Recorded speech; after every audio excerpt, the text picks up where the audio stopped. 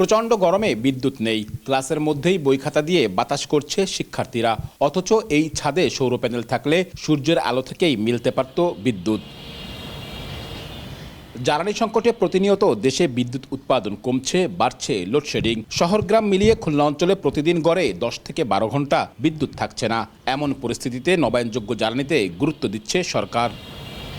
এরই অংশ হিসেবে খুলনা বিভাগের 10 জেলা, বরিশালের 6 জেলা সহ দক্ষিণ পশ্চিমাঞ্চলের 21 জেলায় 1031টি প্রতিষ্ঠানে সৌর প্যানেল বসানোর উদ্যোগ নেয় ওজোপাডিকো। গত নভেম্বরে দরপত্র আহ্বান করে প্রতি ইউনিটের উৎপাদন মূল্য ধরা হয় 7 টাকা 46 পয়সা। 5টি প্রতিষ্ঠান দরপত্র কিনলেও জমা দেয়নি কেউ।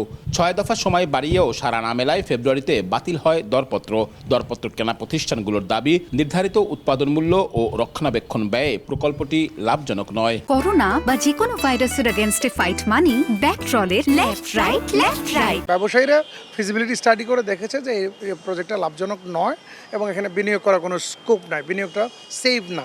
এই জন্য কেউ বারবার সময় বাড়িয়েও কেউ অংশগ্রহণ করে নাই।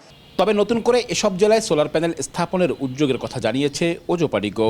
জাতীয় রুপটপের আওতায় যে উদ্যোগ ক্ষয়ের আওতায় যে টেন্ডারটা ছিল, এটা আমরা নতুনভাবে আবার দরপত্র আহ্বানের জন্য আমরা চেষ্টা অব্যাহত রয়েছে। এদিকে বহুতল ভবনে সৌরবিদ্যুতের ব্যবস্থা রাখার শর্ত রয়েছে খুলনা উন্নয়ন কর্তৃপক্ষের, কিন্তু বাস্তবে অধিকাংশ ভবনের ছাদই খালি। কেডিএর দাবি শর্ত হলেও আইন না হলে বাধ্য করা যাচ্ছে না।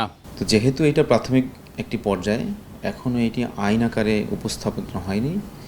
আইন যতক্ষণ পর্যন্ত আসলে না হবে ততক্ষণ পর্যন্ত ম্যান্ডেটরিলি আসলে এটা আমরা করতে পারছি না। বিশেষজ্ঞদের মতে জ্বালানি সংকট মোকাবেলায় সৌরবিদ্যুৎ ছড়াতে প্রয়োজন ভর্তুকি, প্রণোদনা ও বিনিয়োগ বান্ধব নীতি। জার্মান, চায়না, আরও যেসব বড় বড় দেশ আছে যারা সোলার নিয়ে কাজ করে মেইনলি এবং যারা ইনভেস্ট করতে আগ্রহী, তাদেরকে আমাদের ইনভাইট করতে হবে।